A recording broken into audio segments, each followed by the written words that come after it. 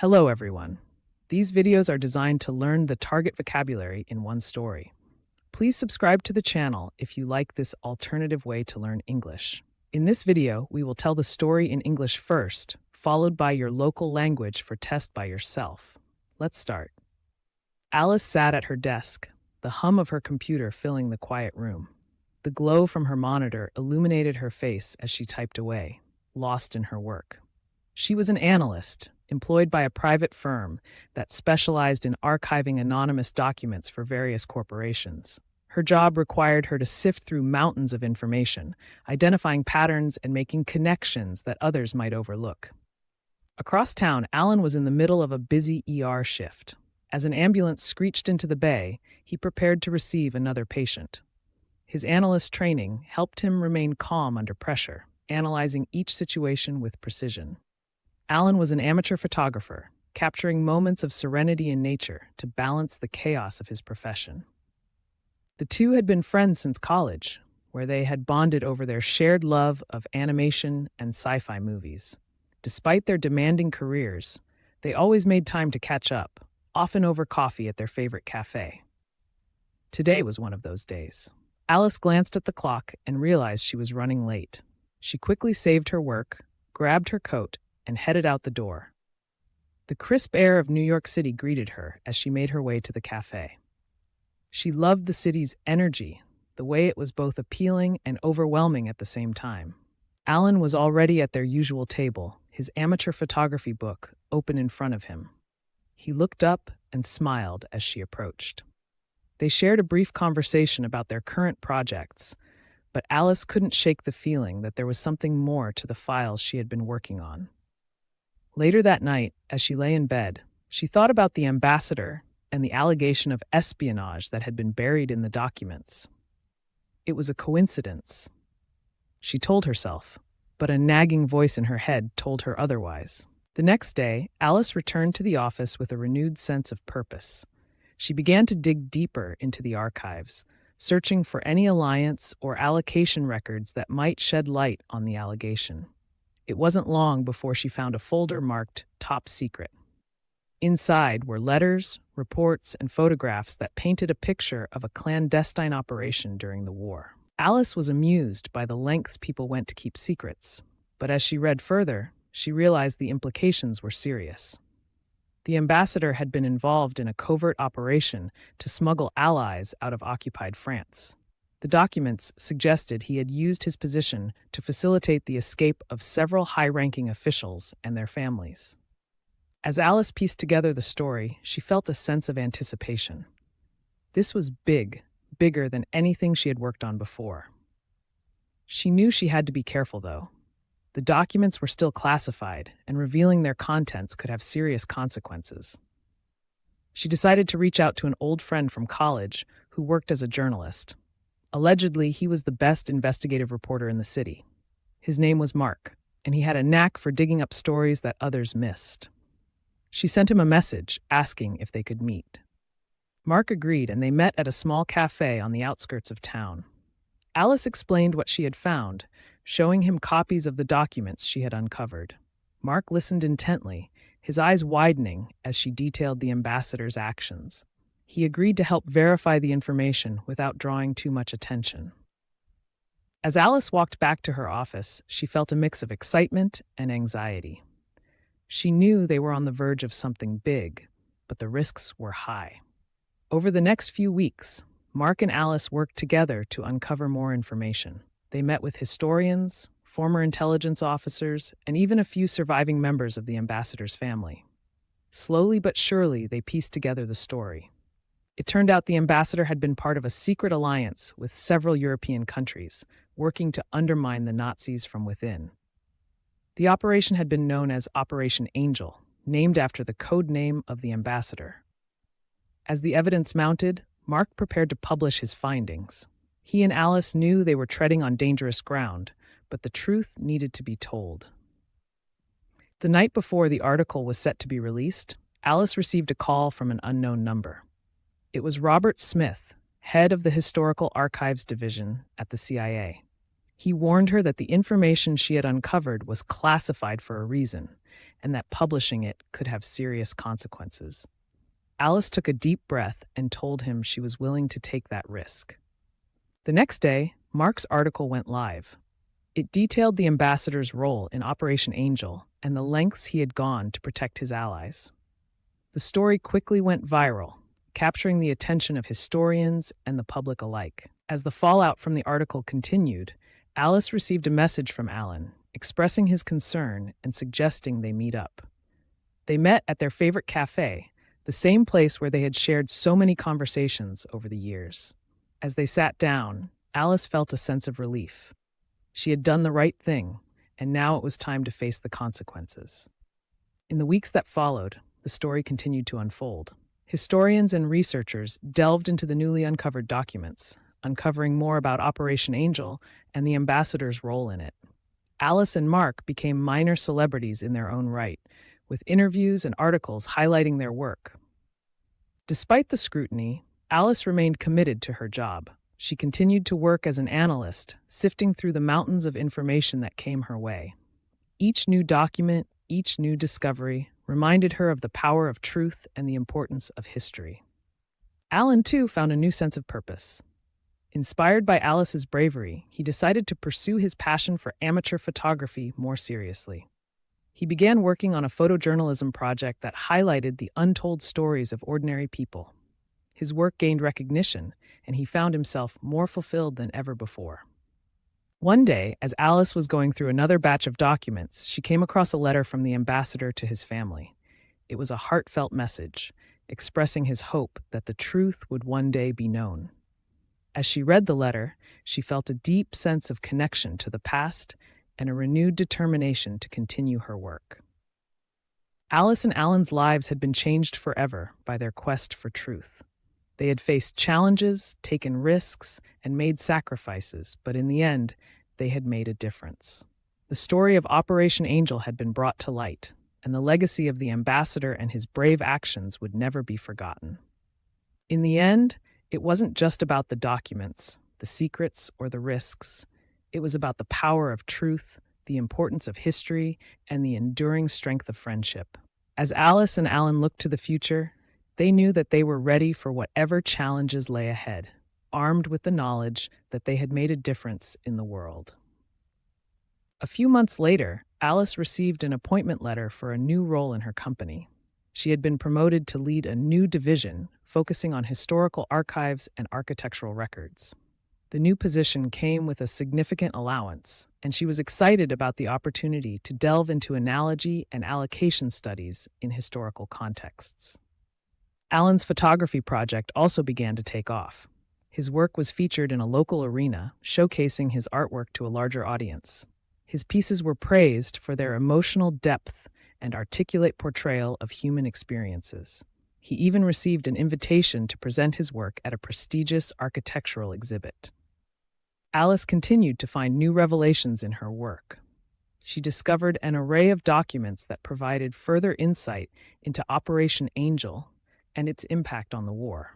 The information was invaluable, helping historians better understand the complex web of alliances and covert operations that had shaped history. Meanwhile, Alan's lectures at the university were a success.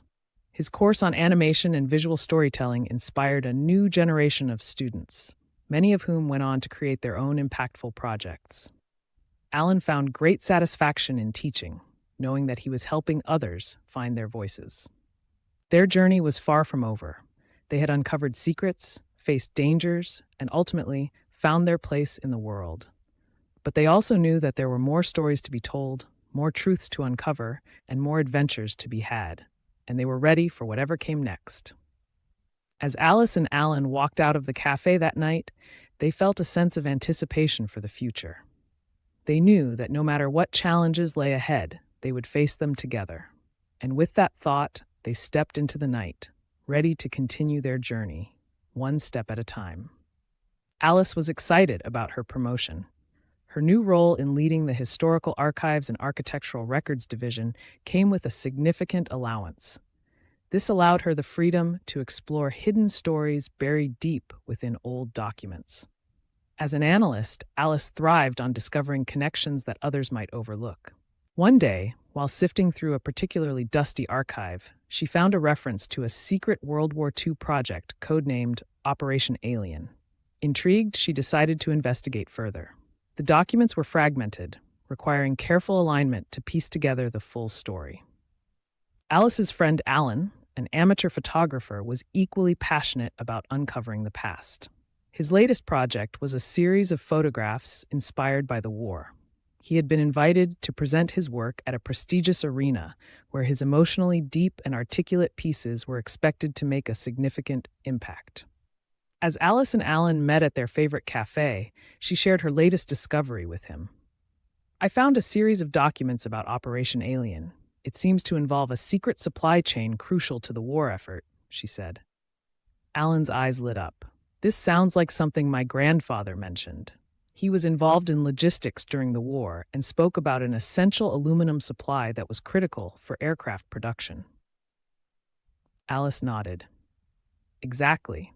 The documents also mention a figure codenamed Angel. This person seems to have played a pivotal role in coordinating supplies." Alan recalled his grandfather's stories about a person who was like an angel in the chaos of war. He mentioned someone who ensured the success of many missions by being strategically positioned alongside key operations. Feeling a sense of anticipation, Alice and Alan decided to dig deeper. They visited a local historian, Margaret, who lived amid a quaint village. She was known for her extensive knowledge of the war and her collection of rare documents. Margaret welcomed them warmly. "Operation Alien was indeed a critical mission," she said, pulling out a stack of old papers. "The alliance between the Allied forces and local resistance was essential. They used aluminum for aircraft, which was scarce at the time." As they delved into the documents, Alice noticed a pattern of allocation. Supplies were meticulously allocated to ensure they reached their destinations without detection. This required alignment of various covert operations, often led by Angel. Margaret shared an old letter from Angel to their ally. It was a heartfelt message expressing the hope that their efforts would not be in vain. Alice and Alan felt a deep connection to the past as they read the words of this unsung hero. Inspired, Alan decided to include this story in his upcoming exhibit. He photographed Margaret's archives and the village's historical landmarks, ensuring every detail was captured. His new series, Angel Amid the Shadows, was met with applause at the exhibit. Meanwhile, Alice prepared a comprehensive report on their findings. She included details about the critical role of aluminum supplies, the strategic allocation, and the pivotal figure of Angel.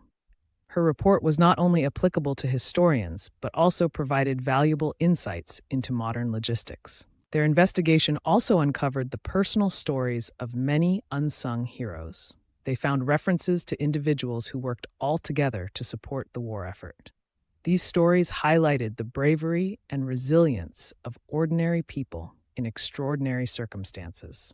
One particular story stood out. It was about a young woman named Eliza, who worked as an aide to a senior officer. She played a crucial role in the alignment of supply chains, ensuring that essential materials reached the front lines.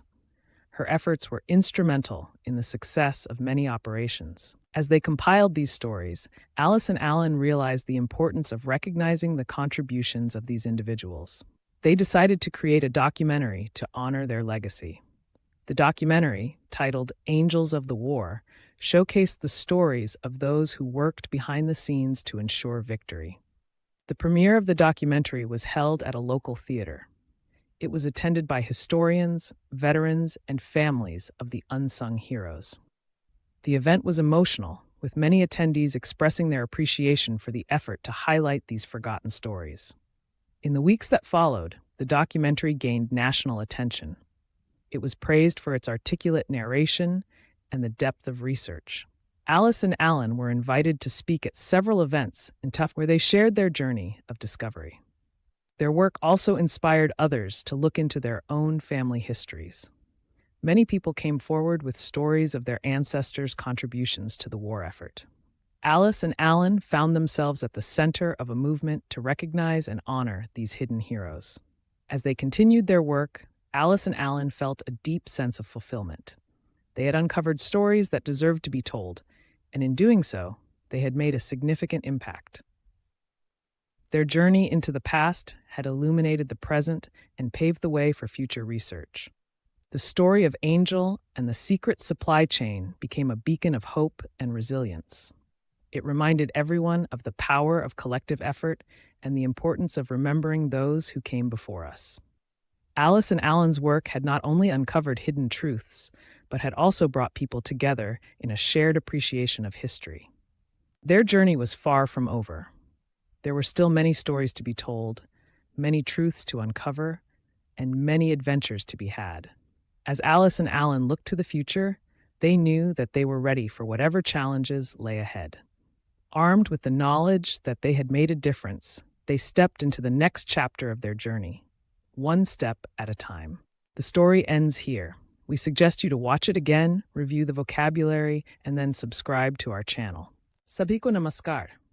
ये video एक कहानी में लक्ष्य शब्दावली सीखने के लिए design किए गए हैं। अगर आपको अंग्रेजी सीखने का ये वैकल्पिक तरीका पसंद आया तो कृपया चैनल को सब्सक्राइब करें। इस वीडियो में हम पहले अंग्रेजी में कहानी सुनाएंगे, उसके बाद अपनी स्थानीय भाषा में खुद टेस्ट करेंगे। चलिए शुरू करते हैं। एलिस अपनी डेस्क पर बैठी थी। उसके कंप्यूटर की आवाज शांत कमरे में गूंज रही थी। अपने काम में खोई हुई, टाइप करते समय उसके मॉनिटर की चमक उसके चेहरे पर चमकला रही थी। वह एक विश्लेषक थी जो एक निजी फर्म में कार्यरत थी, जो विभिन्न निगमों के लिए गुमनाम दस्तावेजों को संग्रहित करने में माहिर थी। उसके काम के लिए उसे जानकारी के पहाड़ों को छानना पड़ता था, पैटर्न की पहचान करनी पड़ती थी और ऐसे कनेक्शन बनाने पड़ते थे जिन्हें दूसरे लोग अनदेखा कर सकते थे। शहर के उस पार एलन व्यस्त ईआर शिफ्ट के बीच में था। जैसे ही एम्बुलेंस बे में पहुंची, वह दूसरे मरीज को लेने के लिए तैयार हो गया। उसके विश्लेषक प्रशिक्षण ने उसे दबाव में शांत रहने में मदद की, प्रत्येक स्थिति का सटीकता से विश्लेषण किया। एलन एक शौकिया फोटोग्राफर था जो अपने पेशे की अराजकता को संतुलित करने के लिए प्रकृति में शांति के क्षणों को कैद करता था। दोनों कॉलेज के समय से दोस्त थे, जहां वे एनिमेशन और विज्ञान फिल्मों के अपने साझा प्रेम के कारण एक दूसरे के करीब आए थे। अपने व्यस्त करियर के बावजूद वे हमेशा एक दूसरे से मिलने के लिए समय निकालते थे, अक्सर अपने पसंदीदा कैफे में कॉफी पीते हुए। आज भी ऐसा ही दिन था। एलिस ने घड़ी पर नजर डाली और पाया कि उसे देर हो रही है। उसने जल्दी से अपना काम बचाया, अपना कोट पकड़ा और दरवाजे से बाहर निकल गई।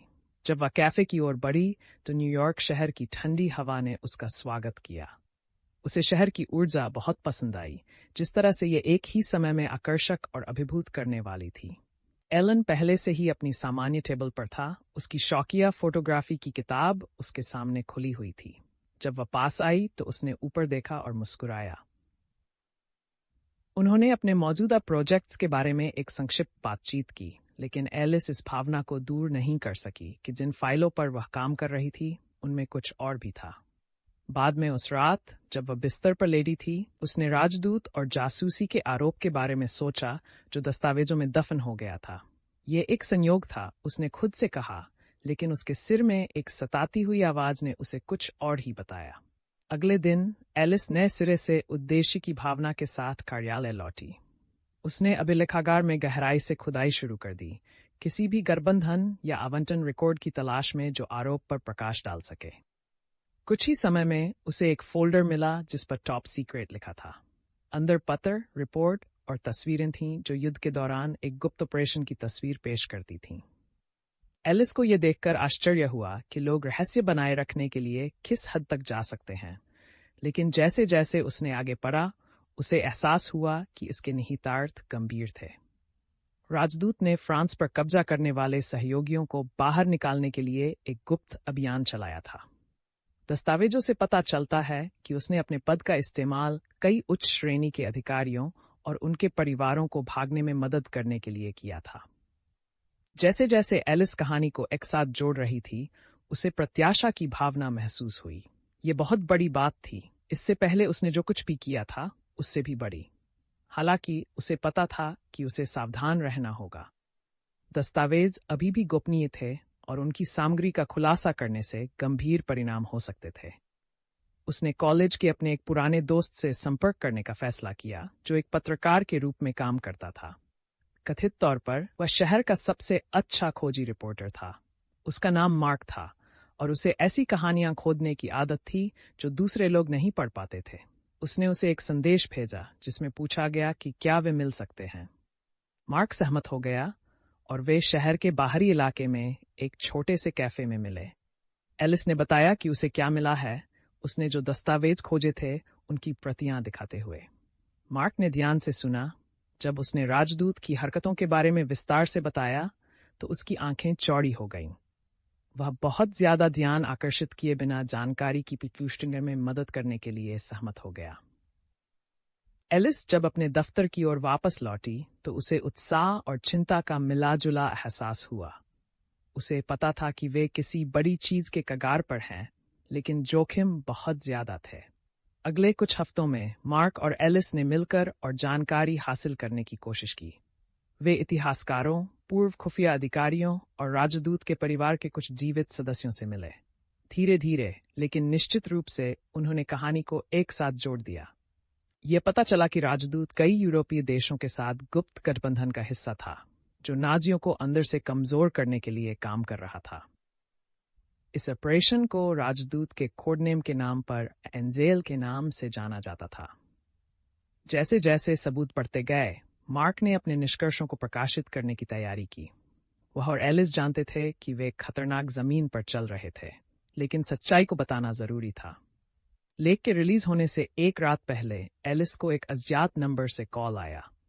यह CIA में ऐतिहासिक अभिलेखागार प्रभाग के प्रमुख रॉबर्ट स्मिथ थे।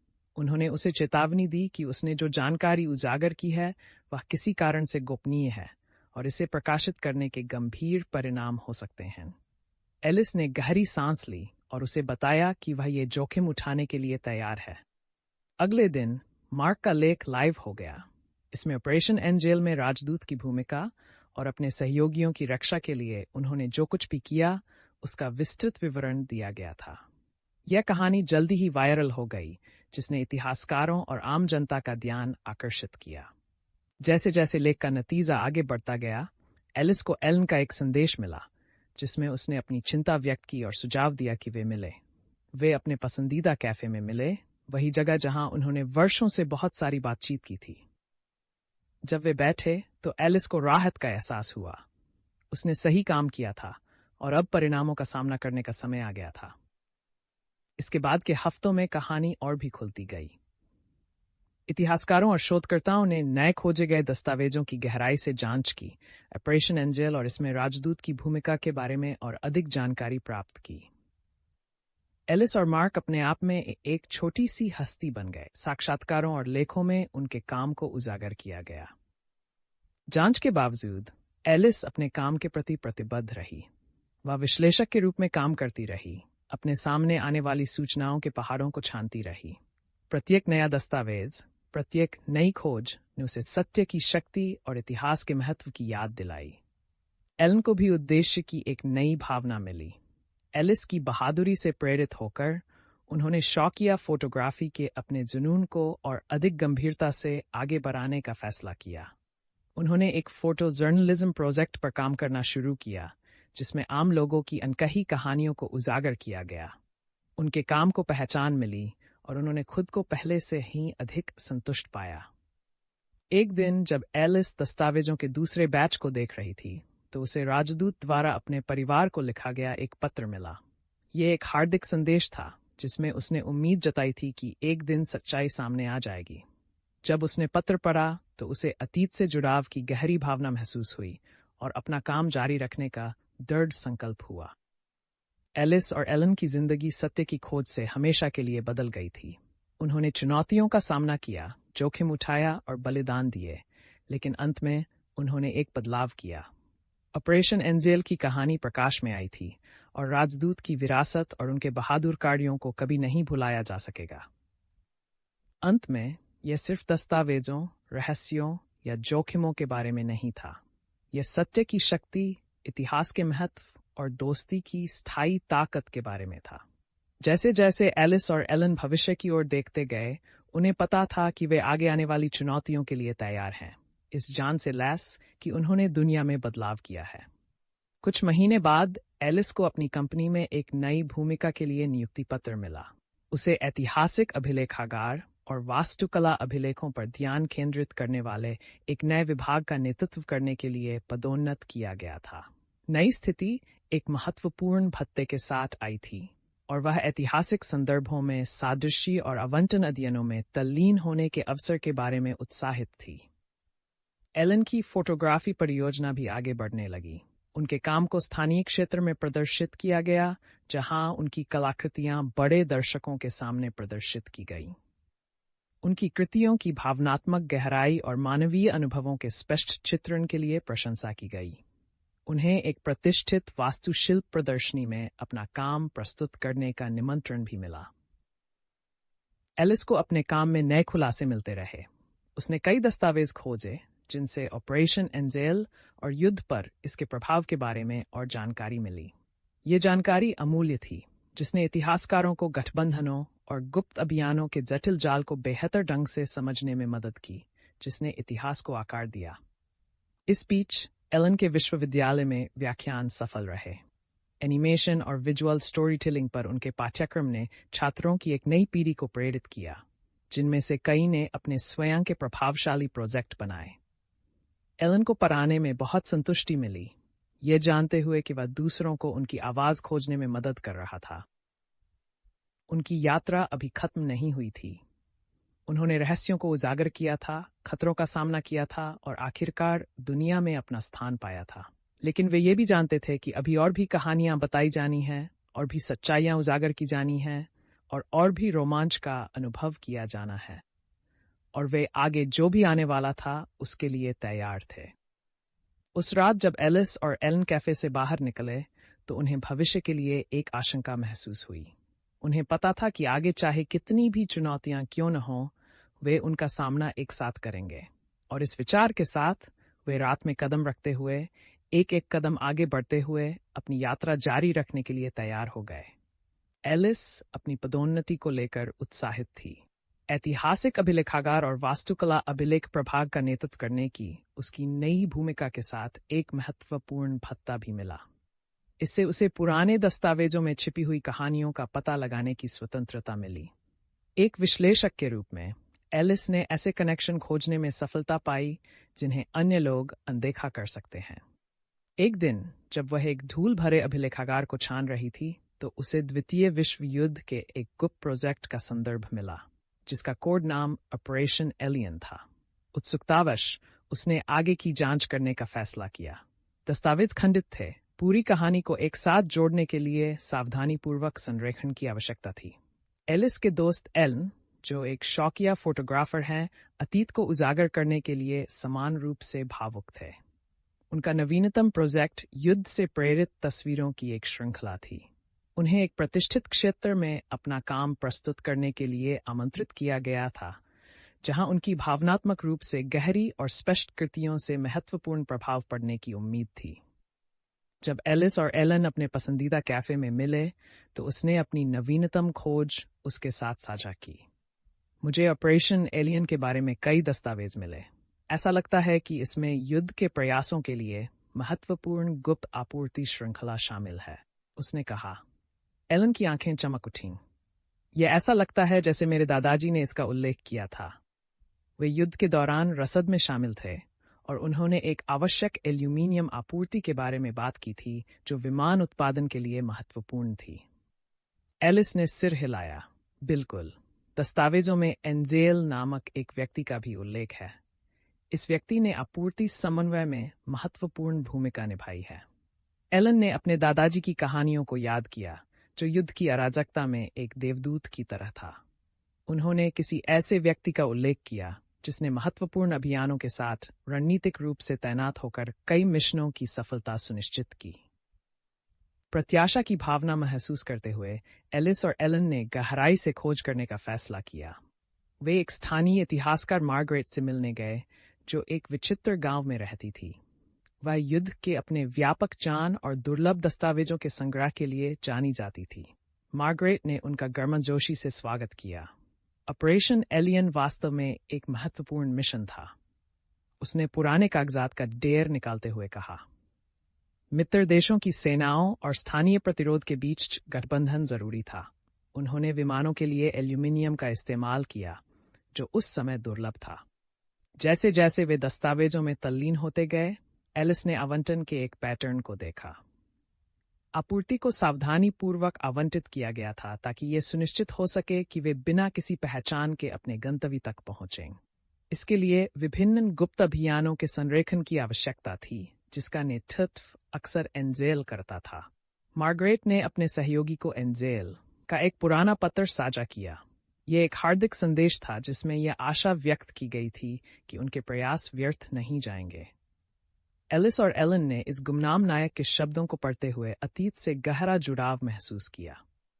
प्रेरित होकर एलन ने इस कहानी को अपनी आगामी प्रदर्शनी में शामिल करने का फैसला किया।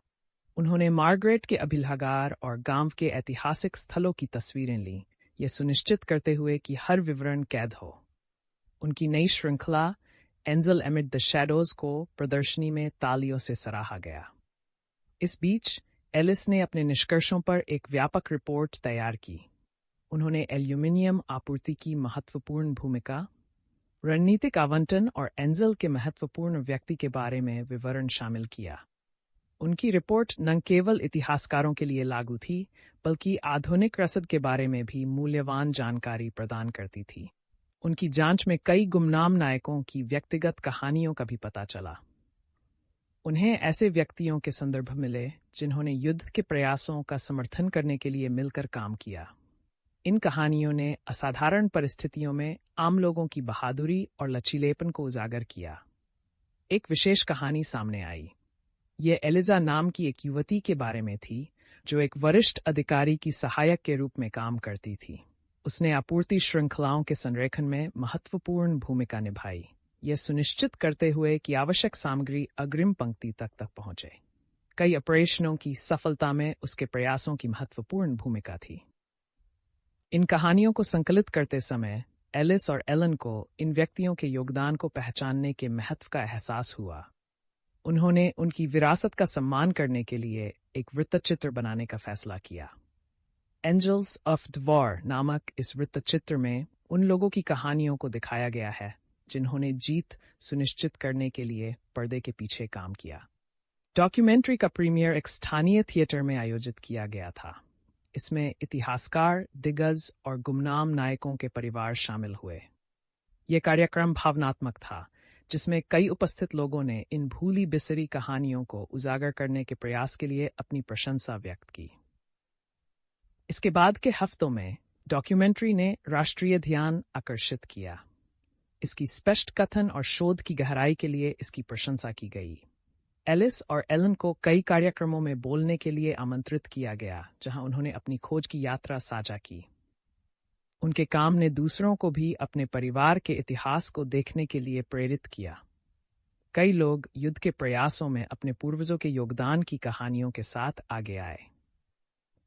एलिस और एलन ने खुद को इन छिपे हुए नायकों को पहचानने और उन्हें सम्मानित करने के आंदोलन के केंद्र में पाया।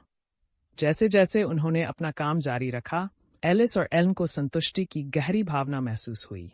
उन्होंने ऐसी कहानियां खोजी थी जो बताई जानी चाहिए थीं, और ऐसा करके उन्होंने एक महत्वपूर्ण प्रभाव डाला था। अतीत में उनकी यात्रा ने वर्तमान को रोशन किया और भविष्य के शोध का मार्ग प्रशस्त किया। एंजेल और गुप्त आपूर्ति श्रृंखला की कहानी आशा और लचीलेपन की किरण बन गई। इसने सभी को सामूहिक प्रयास की शक्ति और हमसे पहले आए लोगों को याद रखने के महत्व की याद दिलाई।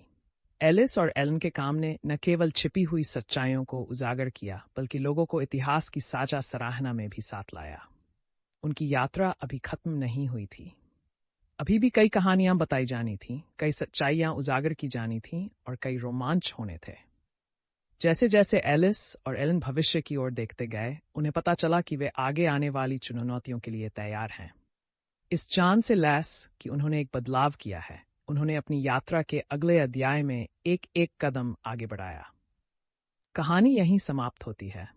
हमारा सुझाव है कि आप इसे फिर से देखें, शब्दावली की समीक्षा करें और फिर हमारे चैनल की सदस्यता लें।